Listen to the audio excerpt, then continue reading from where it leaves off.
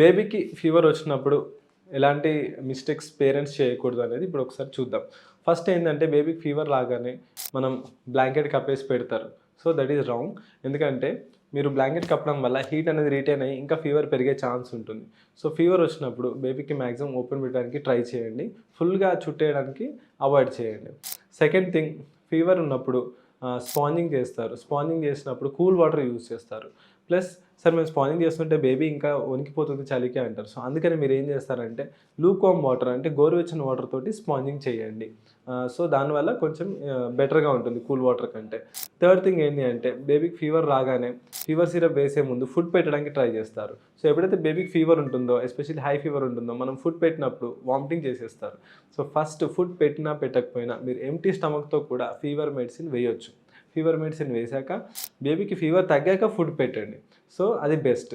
And fifth point ఏంటి అంటే బేబీకి ఫీవర్ వచ్చినప్పుడే మీరు ఫస్ట్ పారాసిటమాల్ వేస్తారు. వితిన్ 5 minutes ఫీవర్ తగ్గట్లేదు అని మనం మెఫ్టాల్ సిరప్ కానీ హై ఫీవర్ సిరప్స్ కానీ వేస్తూ ఉంటారు. సో ఇట్లా వెంటనే సిరప్స్ వేయకండి.